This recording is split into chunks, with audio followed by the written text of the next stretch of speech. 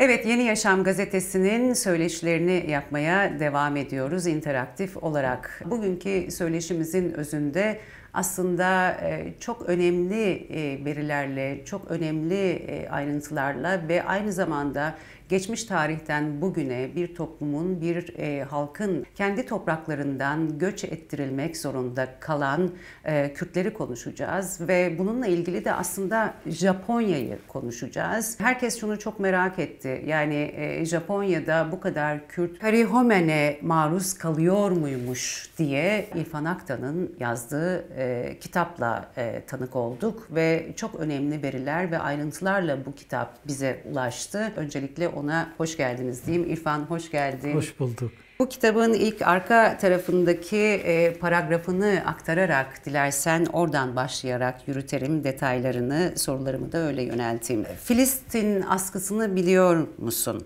Karihomenlilik işte böyle bir işkence.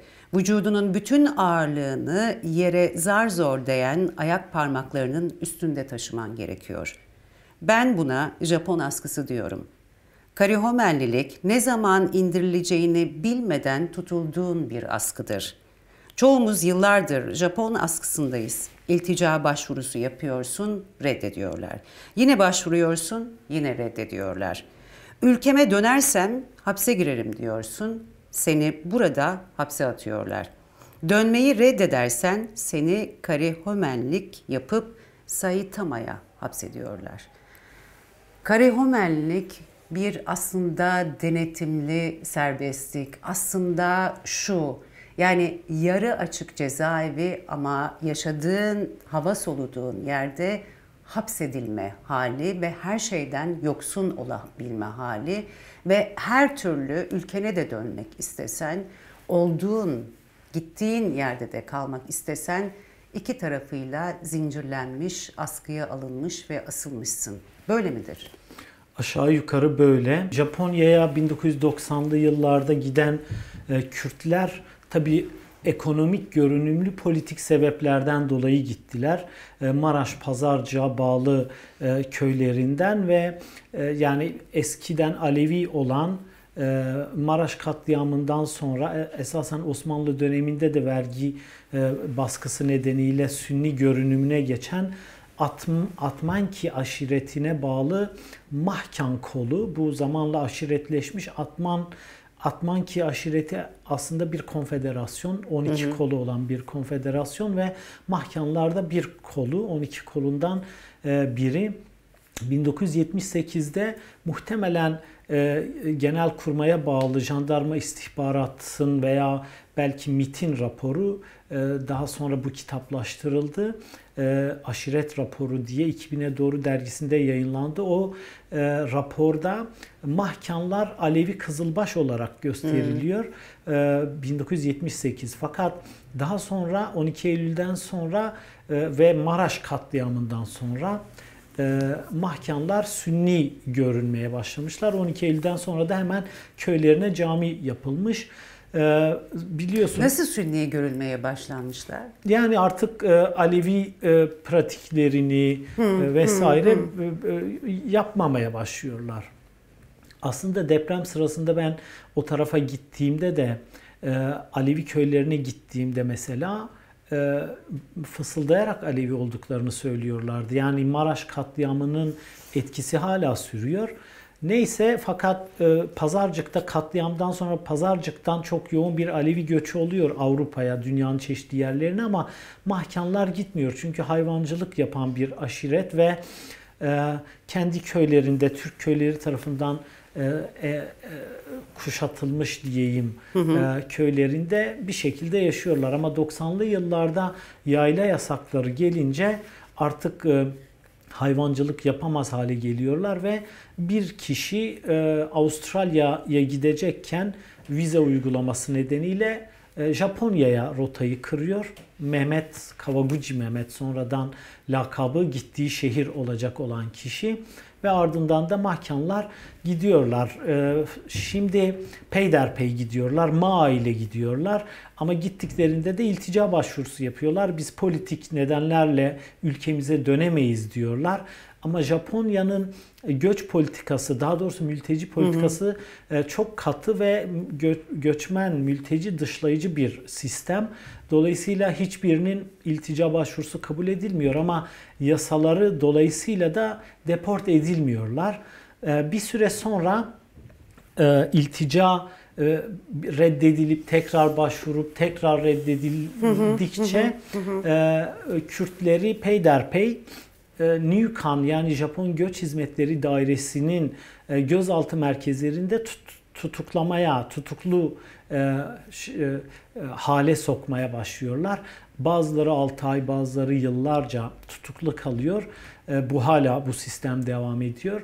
Daha sonra da denetimli serbestlikle yani karihomen yapılarak salı veriliyorlar. Ama bu karihomenlik de geçici bir şey. Yani karihomenli olduğunuz bir daha tutuklanmayacağınız anlamına gelmiyor.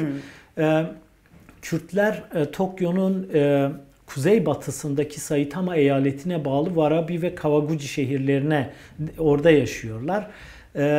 Dolayısıyla karihomenli olunca Saitama'dan çıkamıyorsunuz. Warabi ve Kawaguchi'nin bağlı olduğu denetim vilayetten çıkamıyorsunuz.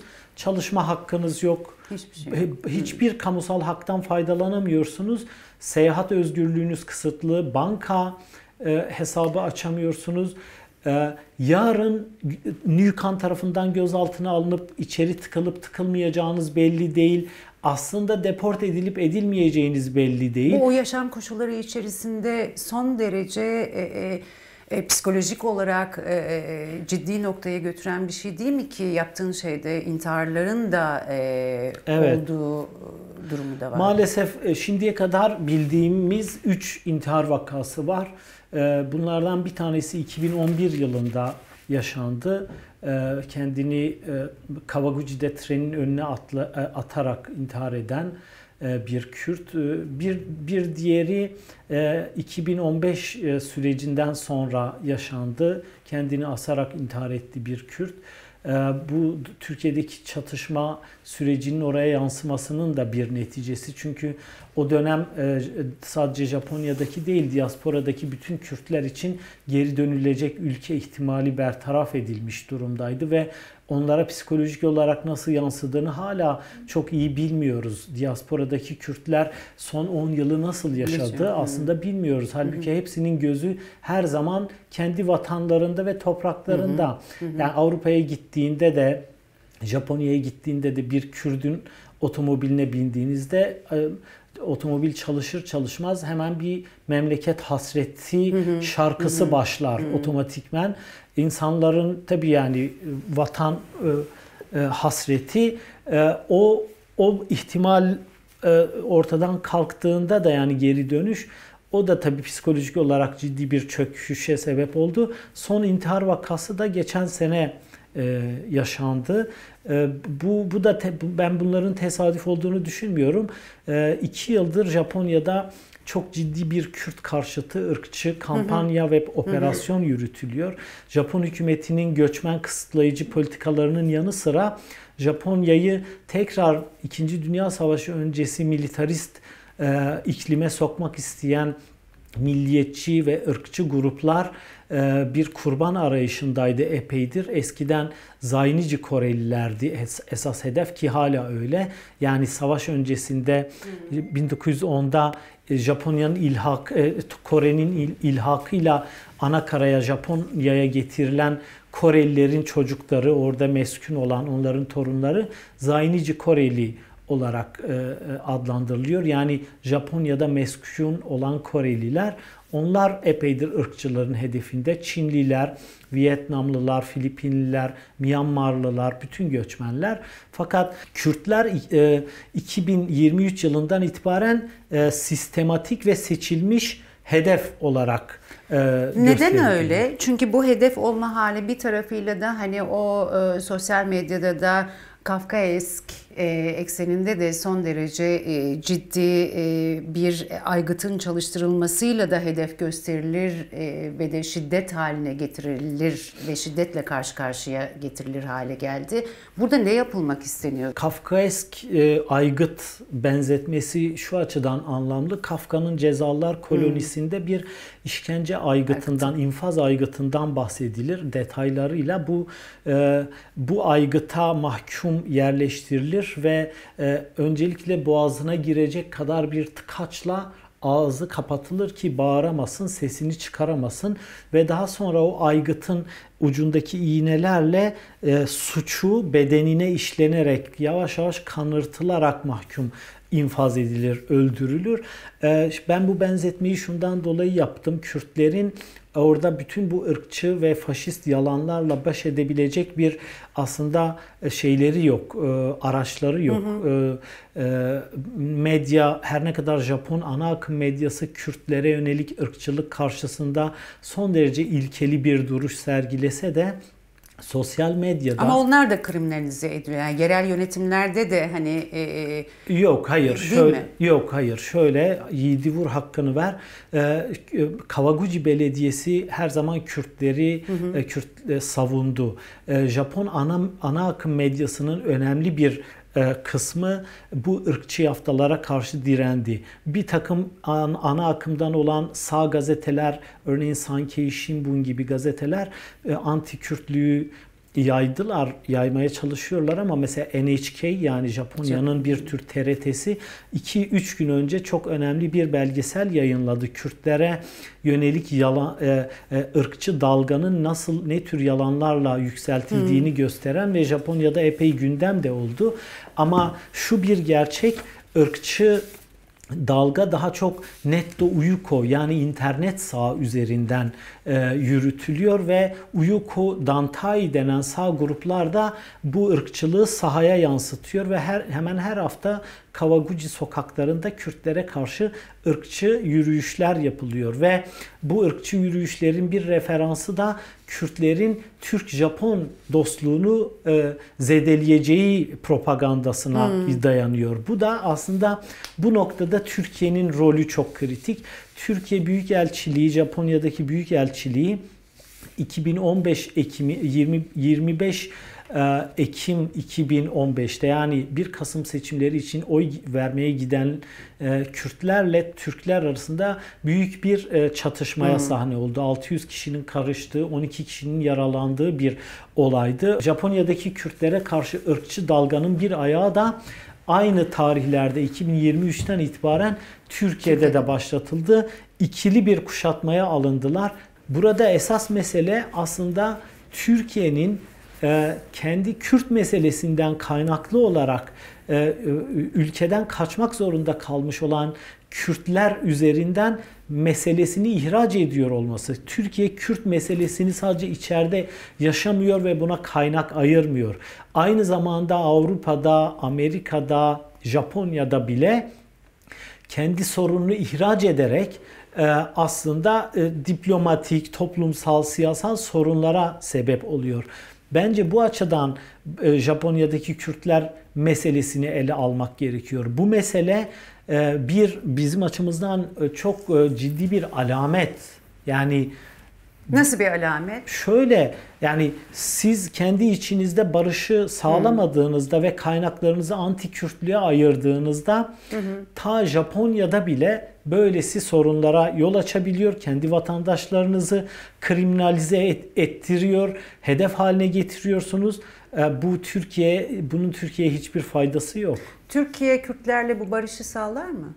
Başka seçenek yok çünkü yani Türkiye Kürt meselesini aynı zamanda ihraç eden bir ülke olarak yoluna nasıl devam edecek? Yani bunun, hani bir şeyi ihraç ettiğinizde bir şey de alıyor olmanız lazım. Ne alıyorsunuz? Sadece negatif algı, sadece ülkeye dair başka ülkelerdeki yeni sağ ırkçı grupların yeni hedefi haline geliyorsunuz. Bakın yakın zamanda Milli İstihbarat Teşkilatı bir rapor yayınladı, web sitesinde yayınladı ve Avrupa'daki yeni sağ faşist akımların yarattığı İslamofobi tehlikesini ve bunun Türklere yönelik tehlikesini anlatan çarpıcı bir rapor.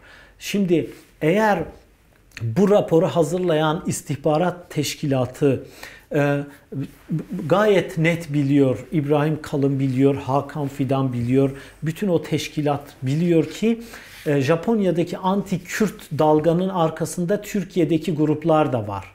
Hani bu kitaba giderken, bu araştırmayı yaparken çıkış noktası bir tarafıyla da hani kendi kişisel hafıza ve aslında o hafızanın gidip gelen anlatısını burayla ve orayla ve Kürtler üzerinden kuruyorsun ve de öyle mi yola çıktın? Nasıldı buradaki çıkış ve Japonya meselesi? Şimdi ben Yüksekyova'nın köyünden geldim. Benim bütün çocukluğum göçmenlere ve göçmenliğe, muhacirliğe tanıklıkla geçti. Ben çocukken İran'dan, Hümeyni rejiminden kaçan, Tahran'dan gelip Türkiye üzerinden Avrupa'ya, Amerika'ya giden Fars üniversite öğrencilerini görüyordum. Bizim köye de işte gelip bir gece kalıp giderlerdi.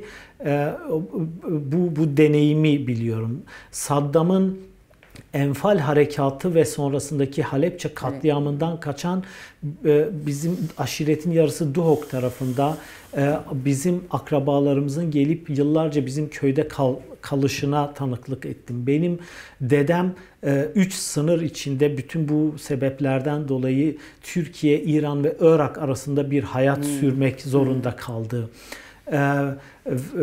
Bütün bunlara tanıklık etmiş. Daha sonra 1990'larda bizim köylerimiz boşaltılıp iç göçe tabi tutuldu halkımız.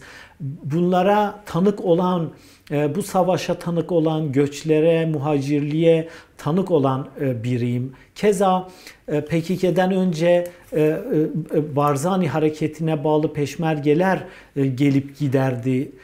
Talabani'ye bağlı olanlar İran'dan gelip Hakkari, Yüksekyova üzerinden başka bölgelere sürekli bir göçe tanıklık etmiş bir Kürt gazeteci olarak tabii ki kendi tanıklığımı bununla harmanlayarak aktarmak istedim. Yani bu akademik bir çalışma değil. Belki yarı akademik, yarı antropolojik, yarı gazetecilik çalışması.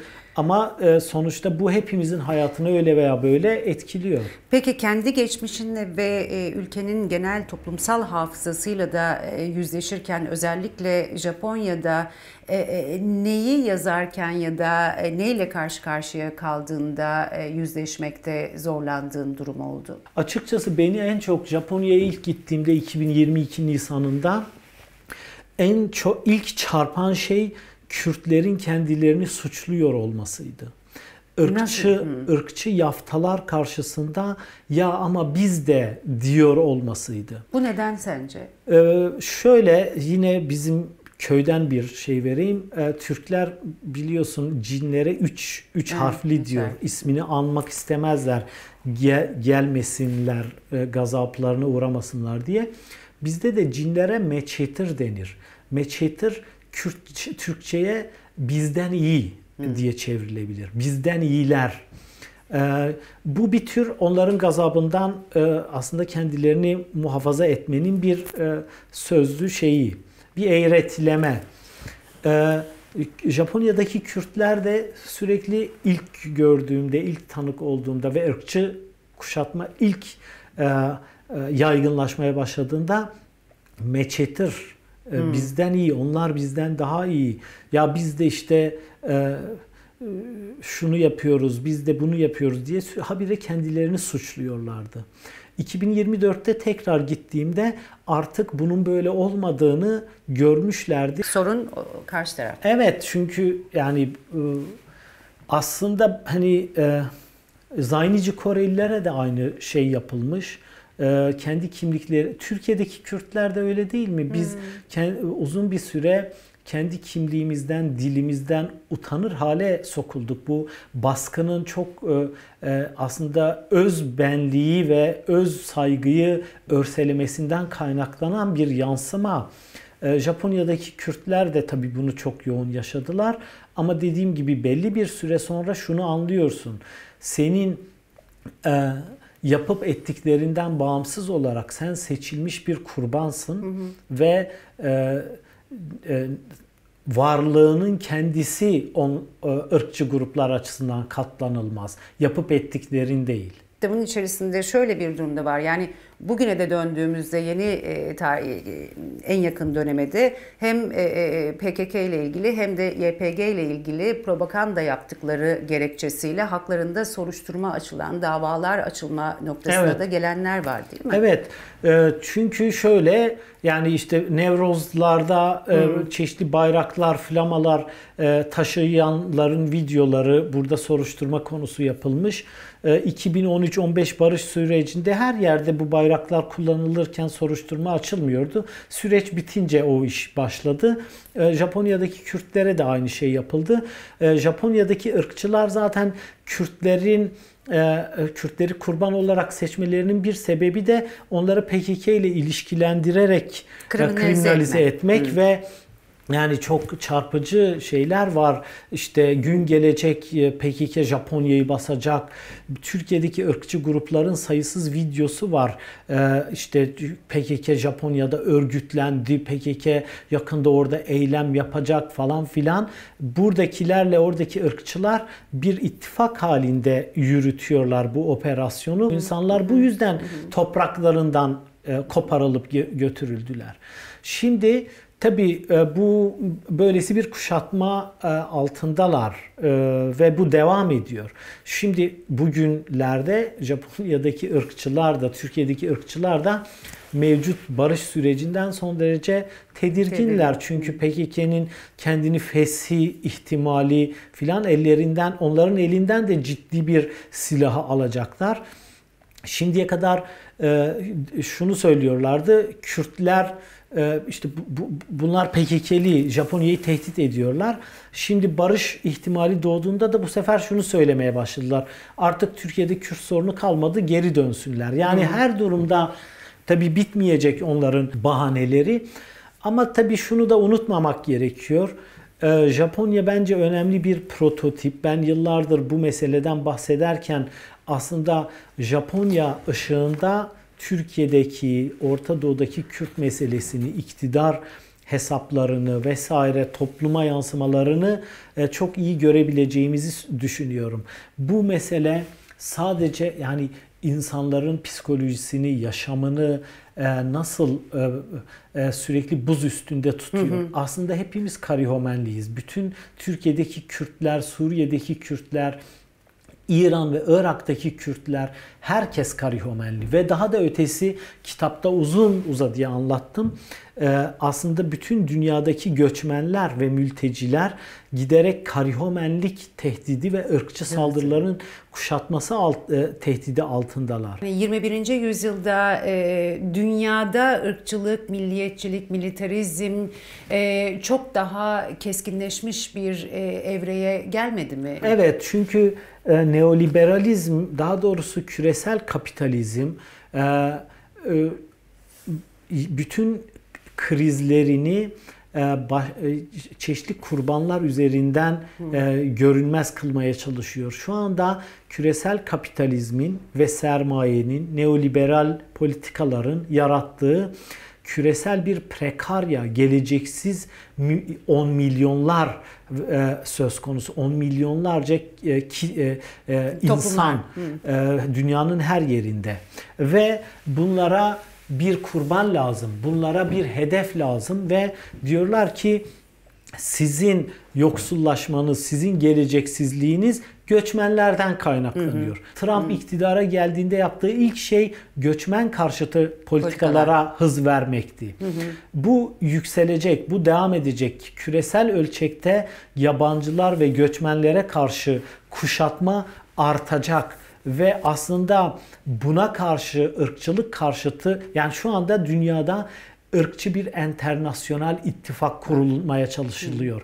Popülist ve faşist liderler aynı dilden konuşuyor. Farklı hesapları olsa bile. Irkçılar, yani bir Japon ırkçısıyla Türk ırkçısı nasıl buluşabilir ki diyorsun, ama hayır. Eşgüdüm halde Amerika ve Japonya'daki ırkçı gruplar ciddi münasebetler kuruyorlar internet sayesinde.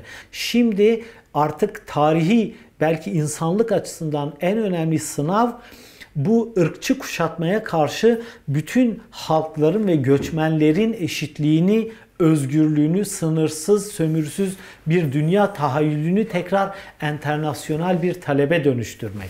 Bu dünya tahayyülünü enternasyonal talebe dönüştürmek, 27 Şubat PKK lideri Abdullah Öcalan'ın çağrısı, Soğuk Savaş sonrası real sosyalizmin çöküşü ve yeni bir düzenin, yeni bir devlet ulus paradigmasının, aslında demokratik ulus paradigmasının bütün toplumları, halkları bir arada yaşayacağı bir sisteme, konfederal sisteme kavuşturması ekseninde. Fakat burada şimdi aslında dünyanın da kilitlendiği, yeni o dünya düzeni dengeleri içerisinde bütün bunların hepsine baktığımızda nasıl bir çıkış görüyorsun? Yani Abdullah Öcalan barış konusunda da, toplumsal meseleler konusunda da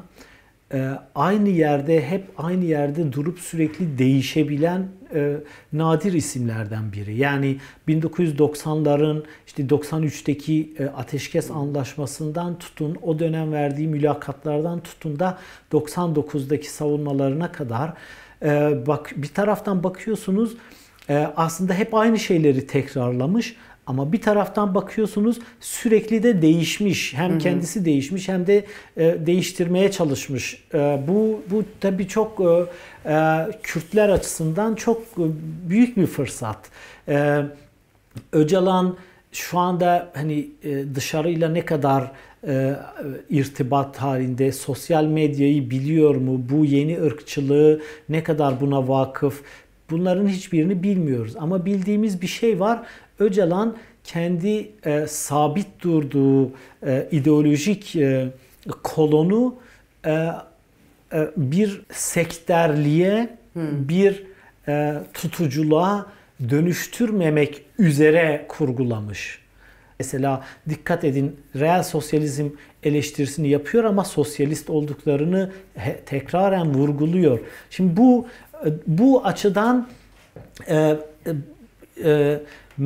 küresel ölçekte neoliberal ya da Öcalan'ın tabiriyle kapitalist modernitenin yarattığı göçmen düşmanlığı, ırkçılık, faşizm, yeni sağ hareketler, sömürü sistemi, kadın karşıtlığı ya da işte ataerkil kodların yeniden tahakkümü, kadın sömürüsüne dayalı iktisadi işleyiş filan, bütün bunlara karşı yeni bir tahayyülü alternatifi en azından Kürtler açısından üzerinde bina edilebilecek bir tarla, bir toprak olarak, bir yeşerme alanı olarak tesis etmiş görünüyor Öcalan. Bu tabi burada hani siz bir bahçe kurarsınız ama bahçıvan bunu nasıl işleyecek?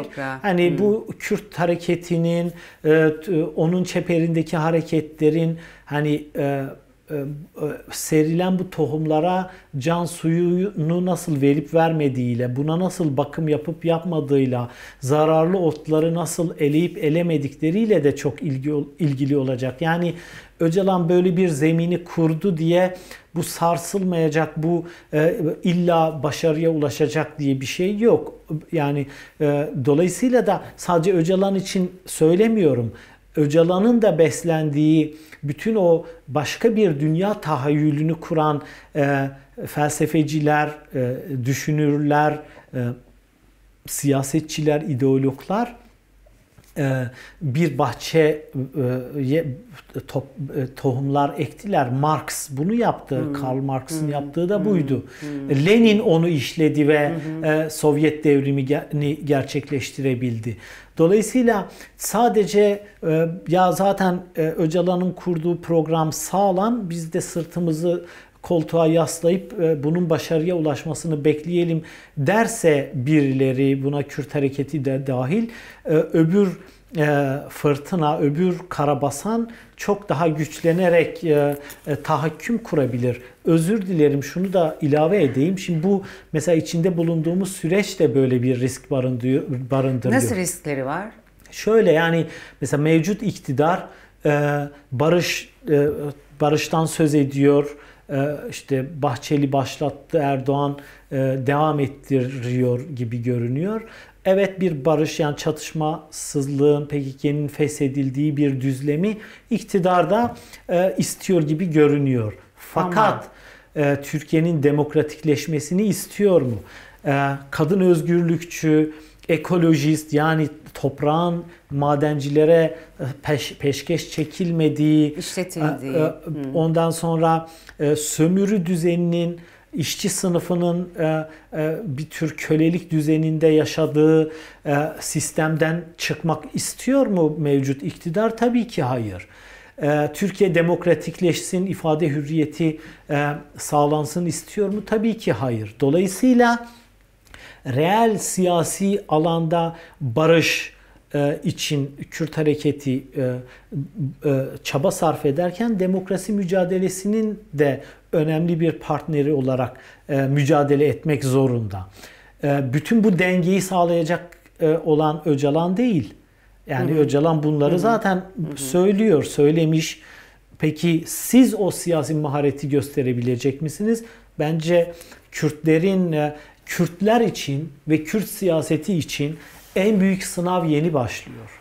Ne açıdan yeni başlıyor? Bu iki ihtimali, barışı ve demokrasi mücadelesini aynı anda, barış müzakereleri ve demokrasi mücadelesini aynı anda yürütme kabiliyetini sergileme konusunda ve barış sağlandığında demokrasi mücadelesinin hala devam ettiğini görme konusunda, bu mahareti sergileme ve bunun zeminini örgütleme konusunda Kürt hareketi esas şimdi yeni bir sınavla karşı karşıya. Şimdi bugünden yarına daha hızlı işletilecek denilen yerde nasıl reform ve de somut adım olması lazım ki bu sürecin hani 27 Şubat'tan bugüne geldiğimizdeki bu kadar zamana yayılmasın, adım atılsın. Ne olacak? Yani tecritin kaldırılması için meclis mi? Nedir? Şimdi benim fikrimi sorarsan Türkiye demokratikleşerek barışı sağlamlaştırır.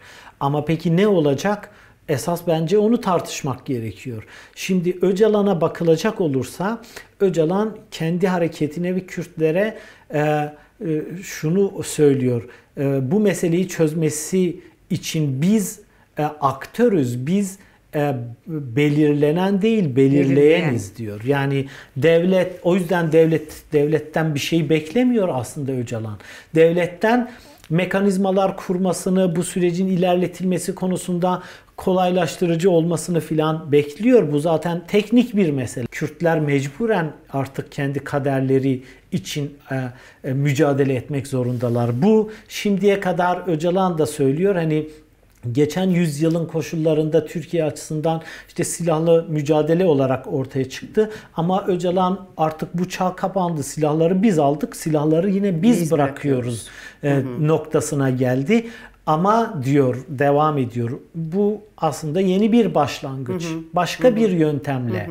Daha eğer demokrasi istiyorsak, eğer demokrasiyi tesis edeceğimizi vaat ediyorsak demokratik yöntemlerle mücadelemizi sürdüreceğiz. Siyaset zemininde, evet. Evet. Devlet istese de istemese de kendini buna göre değiştirmek zorunda kalacak. PKK lideri Abdullah Öcalan'ın da ona vurgusu da yok mu? Yani bütün toplumun, Kürtlerin de, hareketinde, örgütünde, kurumlarında, herkesin de aynı zamanda kendine dönüp kendini yenilemesi ve değişmesi gerektiğine dair. Şimdi tekrar başa gelelim. Öcalan, ne dedim? Aynı yerde durup sürekli değişen, sürekli kendi kendini değiştiren, dönüştüren bir aktör. Bazen hareketini eleştirirken de niye bu dönüşüme ayak uydurmuyorsunuz diye eleştiriyor. Şimdi tabii ki böyle olacak. Tabii ki eğer yani Kürt hareketinin kodları ama aynı zamanda bu Kürt hareketi niye bu kadar var olabildi? Çünkü Kürt toplumuyla çok iyi bir uyum sağladı. Pek çok hareket çıktı. Milliyetçiler, İslamcılar, ulusçular, radikal milliyetçi hareketler vardı. Kürt toplum içinde hala var. Farklı siyasi partiler de var. Niye DEM Parti veya işte mevcut Kürt hareketinin çeperindeki toplumsallık hep milyonlar oldu? Çünkü bu hareket bu toplumla nasıl bir ne derler bir tensel uyuşma, bir her açıdan bir örtüşme yaşadı. Kendisi sadece Kürt toplumunu değiştirmeye çalışmadı.